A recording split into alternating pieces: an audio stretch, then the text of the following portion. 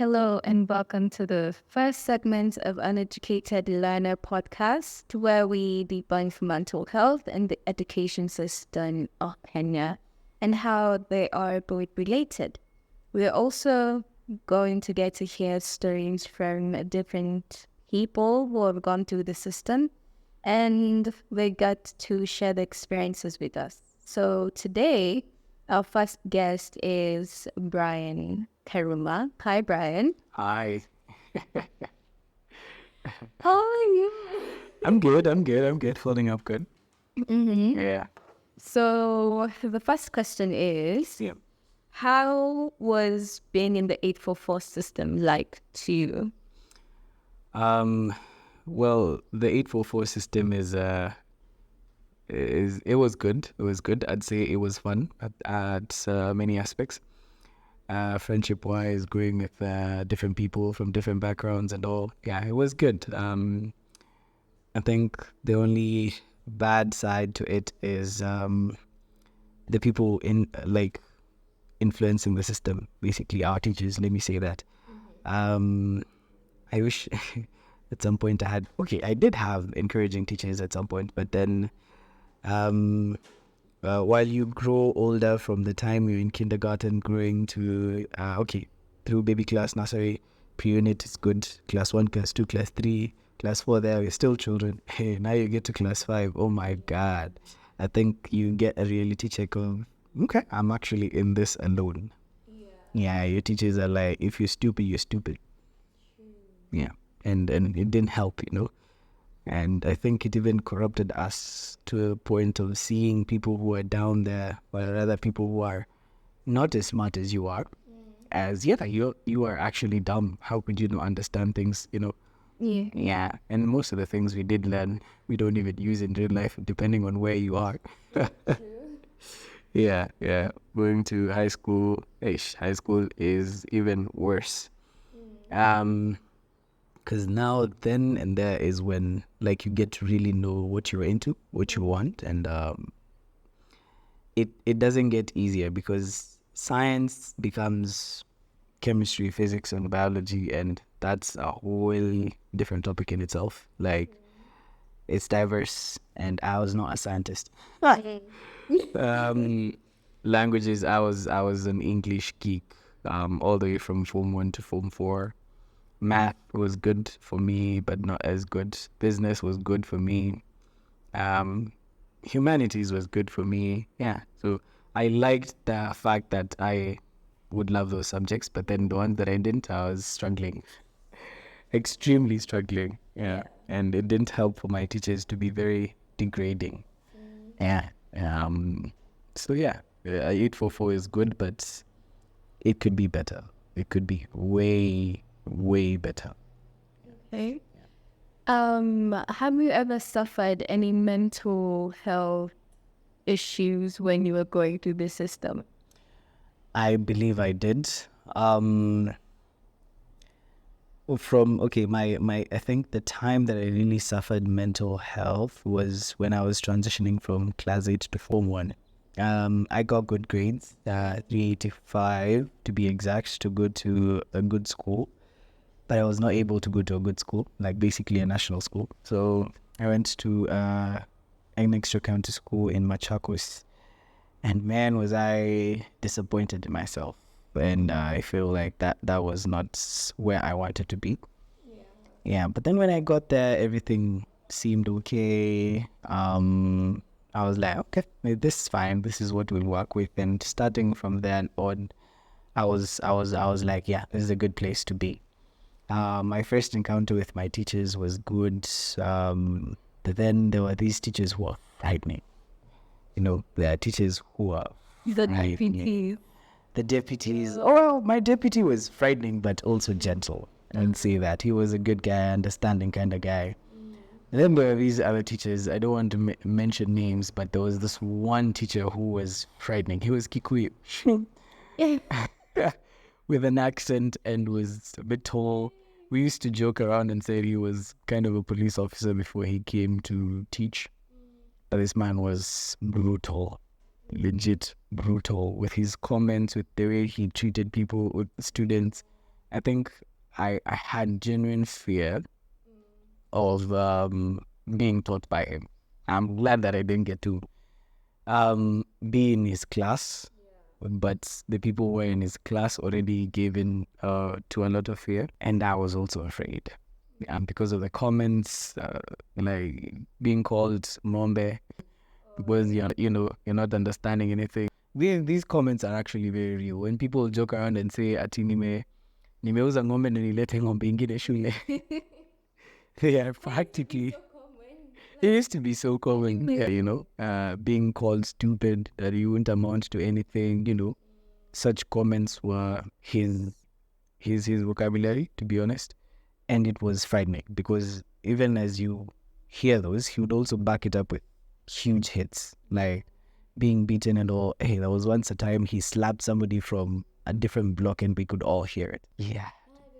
I was like, if I was caught in one of those, I'd literally faint. Or even before he gets me, I'd run away from school because I would not want to be mutilated like that. Let me just call it that, because lack of a better word, because that's bad. As much as, yes, boys are a bit tough here and there, it's not right. I feel like there's some level of discipline people should, because slapping someone that hard in exactly just assault at like the least road. Then I think there was a time he actually came and did the same thing in our class, and the boy was like dizzy for a moment, and I was like, yo, this is not right. So yeah, I think that caused a lot of fear in me, and I was frightened. I felt like, oh my God, am I even safe here? Yeah.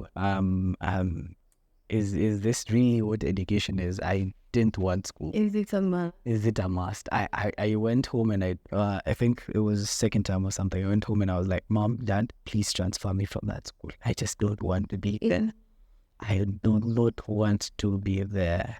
Because, okay, not only him, majority of our teachers, were not as good. Some of them were gentle and I loved them, but most of them were terrible. They were terrible at being teachers. Can we just say that? Because I also remember my experience as I was transitioning from primary school to high school wasn't the best. Cause of course, everyone wanted to get above 400 because if you don't, then you're not as successful as what umepita. So umepita lakini bado.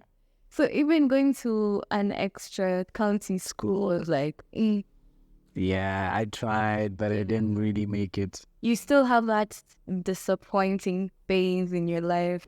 The transition wasn't that good because you know how when you get to Form 4 and then to study, you put on better A for one. So yeah, but better A. And for us, I went to St. Francis. So the first exam, they were hard. And you know how St. Francis used to be known for like their math. Yeah.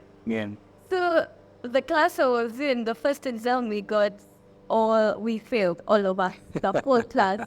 I think the first one had like a 14 out of 100 for math.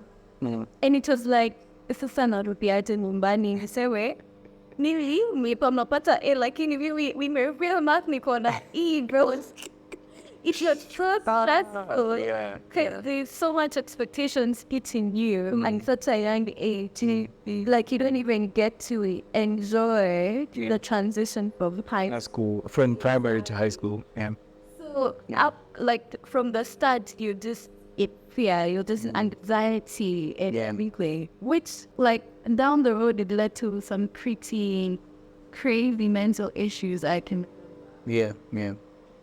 But I get that, cause even though for us, and to go to my chapel, but the punishment used to be crazy, and like the class I used to be in, at first we never used to perform that well, because when I transitioned, by the way, you're still getting to know high school, learning the ropes. They're like trying to fit into this new space, just trying to learn new things. New people as well. Exactly, new people. So of course you're not going to have it immediately, but that for now when you are for now, But for us, our class used to fail. We used to be very notorious. So from the start, Kandi knew this is like the bad class. And so you see, with that label, tushakuwa na hii mentality ya hawa watu hatupendi.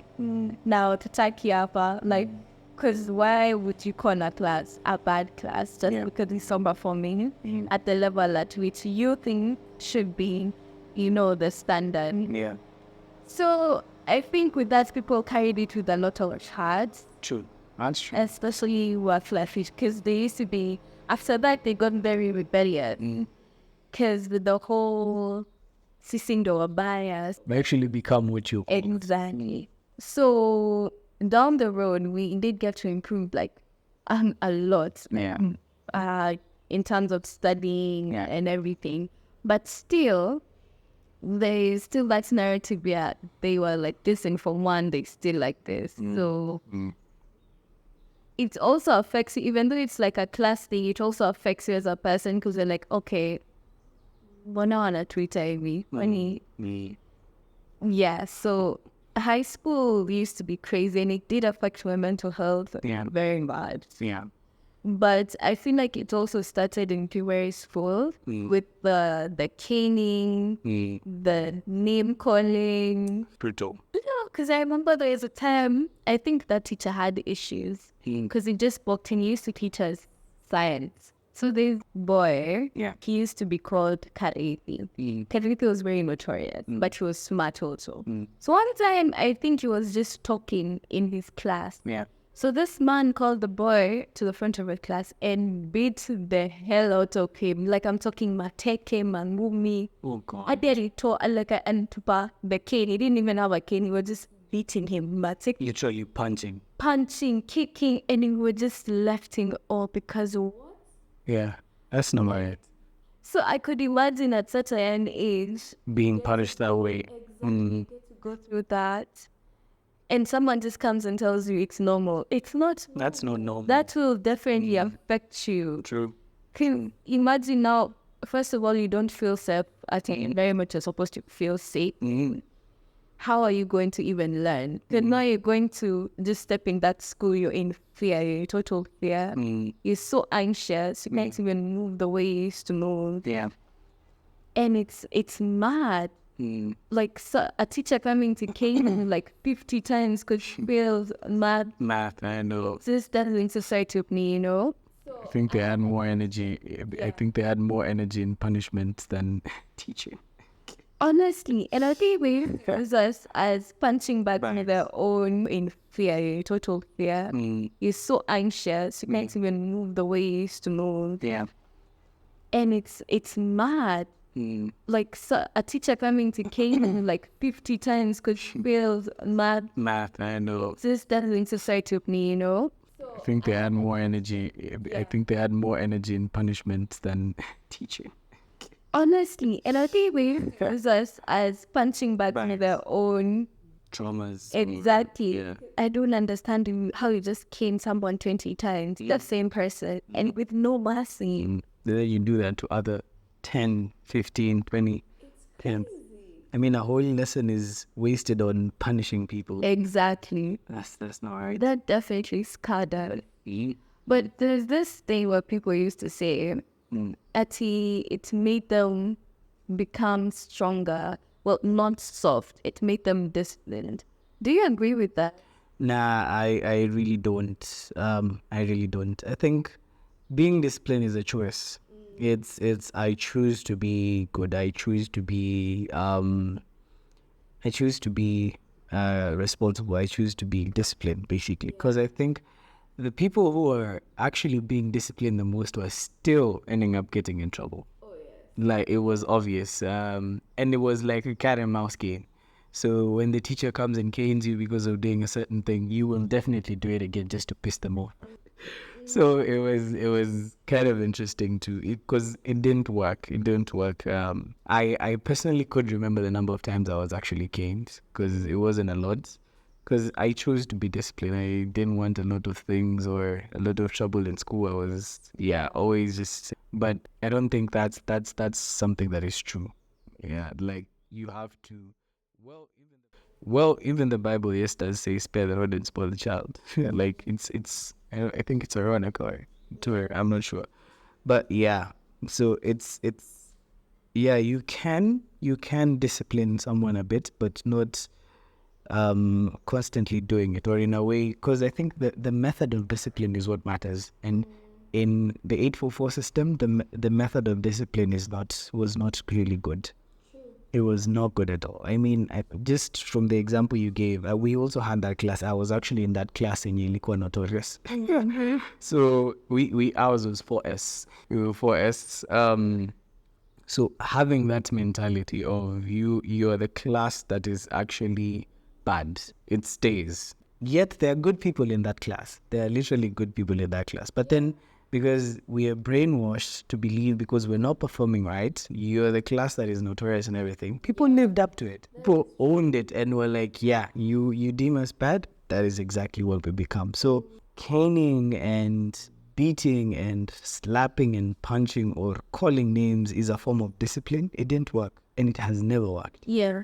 The people who were disciplined in that class, they didn't even stand out because of, okay, now the name, but they chose to be that way, not because they're caned. So the caning, all that is not right. It's more or less like beating them behind the back, basically, because you do the caning, you do the disciplining, it comes back to haunt you, makes them worse. Because if anyone has ever been made better by caning, well, that's because they made the choice to change, but not because they are constantly caned. Because if you're constantly caned, you'll just go back there. You go back to exactly what you're being told not to do. Yeah, so I don't believe that form of discipline is the best way to discipline it. Honestly, I agree. Because for me, mostly, the caning just made me hate the teachers. Exactly. Like I just used to loathe them, especially the math teacher. I just used to loathe him. Why are you beating me so bad? I won't get it because you're beating me. Exactly. That I think they're not even like concentrating class anymore. Yeah. Why beating me? I'm in pain, basically. So I think there's a better way in asking kids rather than just doing this. Yeah. Like this, how you relate to the children with softness is what matters. Yeah. It's I think teachers go to school to learn how to train and teach, but they forget the training and teaching and start beating. They forget the training and the teaching. All from the fear and trauma that was gained. Most of us, we be off of the gain trauma that we gained from such a young age.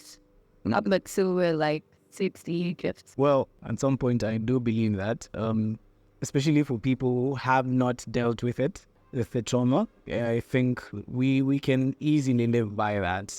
You find yourself in a similar situation to one that you were punished for in school, and you're like, hold on, this brings back memories, I think even at home, when your parents are talking to you or something like that, and they shout at you maybe, you're like, am I back in school? It gets you in that state of defense, or so you're like scared all the way to your bones, and it's not right. So even when you grow up, there are things that you can't freely do because you were caned to a point where you're like, yo, this is not right. So you're not exactly free enough to explore, to try different things, to, become somebody different from who exactly you're expecting to. Because at some point, I normally believe we're just being programmed to do one thing. But the world is so big and so diverse for us to explore and become much greater than what we're taught in school. So the traumas hold us back from doing that. You're not able to break through places or heights that you set to.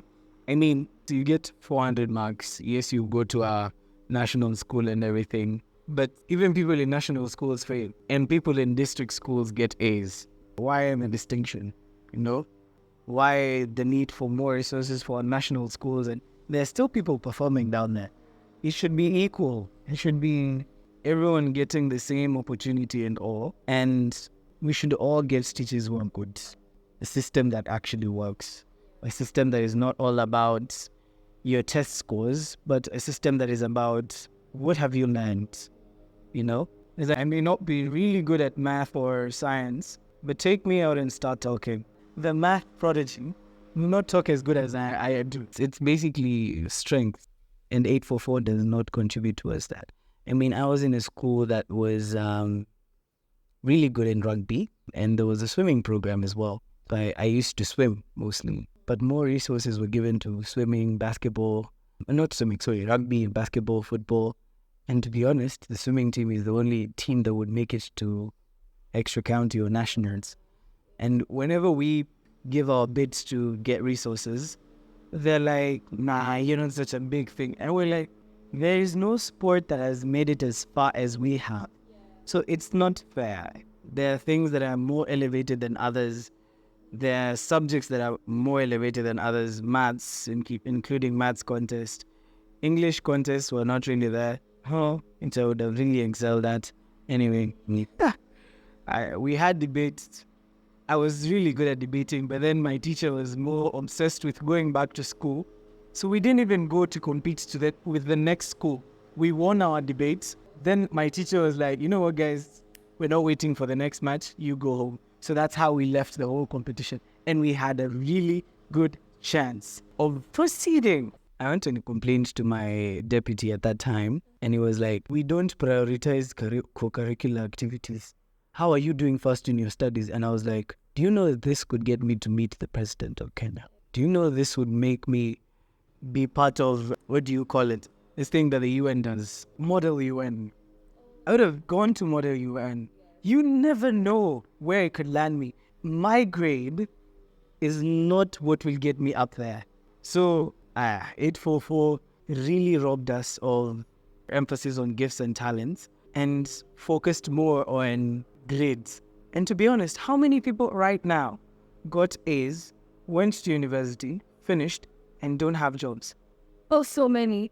Exactly. So many. So what's the point? So what do you think should be done to avoid the whole mental presence up inside by the eighth process government? Well, I think there's a lot to be done. But one, that the government would actually take education serious. And seriously in this kind of way. Regular visits to schools and regular mental checkups for children. Actually hiring guiding and counselors in schools, not just teachers. Because the thing is, you find a teacher who is a guidance and counseling teacher, but has not majored on that. A guidance and counseling teacher who teaches a subject, went to school to learn how to teach a subject, how to guide children. That's not right. Have monitors or people monitor how the students are, not how the teachers are. Because I feel like the government focuses more on the teachers than the people who are actually receiving the education. Because how would you tell me, or what can you tell me about a teacher who tells a student the only thing you're going to amount to is a mamamamboga palachim? And you can't tell me that's reverse psychology. You cannot tell me that's reverse psychology, so that person needs to. No, that person did that because they're scarred and they wanted to prove that you're wrong. And that's not the point of education. Education is meant to help us grow. It's meant to help us become better, to learn, to develop in a better way. Then number two, parents. Parents really need to take care of their kids. They want to come and fight. Because parents should take these things very seriously. Because how would you allow your child to go through all that? Yes, maybe you went through that, but is that actually what you want? It shouldn't be like that. And it's so bad because when you see your grandchildren being done for things like that, nah. True. It's so parents need to wake up, need to start believing in defending their children in truth. I think there's so many videos right now going around about how teachers really speak to their children. And I think there was one parent who is saying that the teacher told the child something really bad. And I think said something like, you're going to die or something like that. And the child came home and was traumatized, couldn't even speak. And I'm wondering if it was a parent who went through such a thing, they'd be like, that's normal. Please, your time is not the same as our time. True. The world is becoming better. You don't have to keep the world the way it is. Yeah. To be honest, the way it was didn't work. Exactly. We are no longer in that era. We're in an era where people not free. You want your child to excel in every angle. Okay, of course, there are places where you just can't let your child be whatever, wherever, but whatever they're strong in, let them go, let them strive. And the only way they will thrive is if you back them up. And that's one thing I think parents are really not understanding. Maybe now parents, or now maybe our parents were struggling. They really did. They really did. So I think those are two things I'd say. And teachers, if you're studying to be a teacher, whoever is out there, please don't forget how to match, because you're not there just to be there to teach, to train, and to match. Because mind you, the kids are staying with you for more hours than even the parents. Have So a potential to destroy, exactly. build up, say. Exactly. Someone is failing in your class. Don't beat them because they don't understand. Teach them, give them extra lessons, show them that you actually care, and you tell you it will work wonders. Oh yeah. We Alliance is getting 300 A's and everything. Yeah. And you will get your 300 A's. Oh, that's so true. Not that place that child is excelling in, be it it's Scrabble, it's a competition for Scrabble. Be it this boy is really good in rugby or whatever. Let them thrive with that. You never know. This boy might actually get a college degree or college True. Sponsorship, yeah. I mean, that's what is happening in America. People who are really not so good at studying is being told, you know what? Focus on your football. Focus on your football. If that's all that you want to do, focus on that. And after that, I think one of the greatest things that is happening right now is, yes, you can focus on football, but you also taught how to be financially literate. I think the syndrome that was bad back in the day is you go have a very fantastic career but waste all your money. So what you do? You come back with zero in your bank accounts. And there will always be a better hooky. Oh yeah. So what's the best thing? Learn what you can. You can't learn everything. I can't do what Elon Musk does. But if I had money like him, I'd have literacy on how to maintain my chain of supply of my. That's not hard. That telling me to mix the chemicals or derive a program that will take, I don't know what, such things. I won't do that. I will not do that. That is true. Then that's how you grow in life. You don't force people to be. I'm not able to be a doctor. I hate guts. Same, I can't stand blood. I can I see somebody being open up. even in injections, like no. So I'm not able to. But there is somebody who looks at it and is like, that's so beautiful. So let them try. But tell me to watch a movie and analyze for you the emotions, the feelings, and whatsoever. I mean, analyze for you things we didn't even know about. That is so true, yeah. We think is a movie. Scorpion. I've heard of Scorpion. Yeah, so they're geniuses. Well, it's a story about 4 or 5 geniuses. So there's a genius there who is very good at mechanics, is mechanical. And then there's a genius who is actually good with people. Could describe for him who a thief is or not.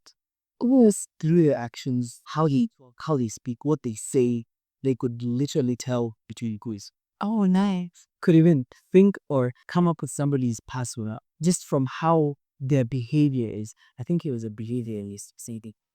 And there are many people who are like that. So if you're all doctors, Who's going to be who's gonna be the lawyer? Exactly. He's gonna be me. But that's so true. But 844 is a system that could work if the people implementing it are good. But it also has a lot of things that doesn't work because you learn things that not even one. Yeah. To it could have been good if there are 2 levels of 844.